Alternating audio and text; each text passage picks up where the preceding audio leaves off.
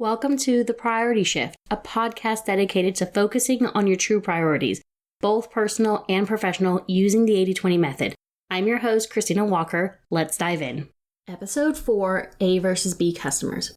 Here is where the rubber meets the road on your 80-20 journey, and where businesses that are truly ready to look at their financials and their businesses differently can expedite the impacts of 80-20. This step is critical, but I have seen companies and individuals that either are overcomplicating this step or they're not willing to try and embrace it. Either way, they continue to stumble with the true power of 80-20. Your A customers are your 80s. These are the vital few customers that are truly vital to your business, and also customers that you need to protect and keep for the long-term health of your business. Your B customers are everyone else. Usually you see a noticeable gap between your A and B customer break, but there can be what I will call a bubble customer that are sitting on the edge one way or the other. Your B customers will be a wide range of customers, from buying sporadically to being consistent but not a high dollar amount. To figure this out, you will probably need to partner with your accounting team and pull the sales data from the previous year. You are going to have to scrub your data and make sure that what is in your data is correct. Then you are going to sort your customers from the highest revenue to the lowest revenue for the past year. You will then total up your revenue dollars, and once you hit 80% of your revenue, draw a line at that customer. This will give you your A customer list and your vital few customers. Review this list and see what surprises you on it. Is it less than you were expecting? If one of these customers would walk away from your business today for whatever reason, how would your business be impacted? How are you treating this customer today, and could you do things to improve the relationship that do not cost you extra in terms of money? Examples could include: what is their on-time delivery for their products?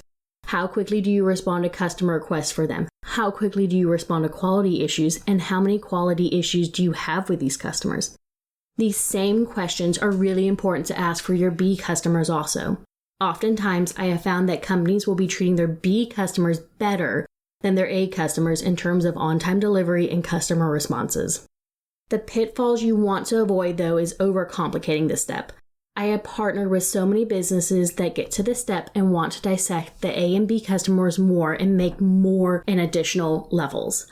One business tried to have 7 different customer levels with different qualifications for each, and the reality is you cannot expect your team to keep up with that many different levels. Anything past 2 is causing complexity to your business and will not help you move forward. I want you to think through in your own life where companies have really great rewards programs and where their programs are so complex that you do not even bother trying to figure them out. Airlines always comes to mind when I think about complexity and their programs, because they are always adjusting their tiers, and it's usually right about the time that I'm about to hit that next tier. But I want us also to expand and look at how they treat their A customers and what it means for the rest of us. Usually your highest level customers at the airlines, I'm talking about those million-mile flyers, are the first group to board the plane, and they are even allowed to board through a special lane. They have a dedicated call center, and usually if there's a standby list, they have first priority. For the rest of us, does that mean that we will not fly a specific airline anymore because we do not have that perk? No. The reality is, if we only take a flight once every 6 months, we are not as valuable to that airline as that A customer, because the revenue we generate as a customer for that airline is not as great.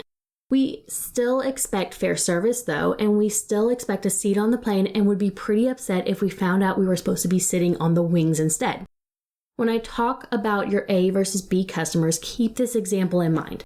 Look through your list and see what are simple shifts that your company can start doing to provide an elevated service to those A customers. And again, it shouldn't cost you at the moment anything extra. Depending on what challenges you are facing depends on which direction you should go. This part can be challenging, and if you need additional support that having an expert can provide, please reach out to me. Creating simple solutions make an impact is exciting, but also can be a challenge. Thanks for listening, and make sure to leave us a 5-star review on your favorite listening platform, and share this with a friend, colleague, or manager. Find more info at PriorityShiftSolutions.com and reach out to Christina directly to get started with coaching and applying the 80-20 method.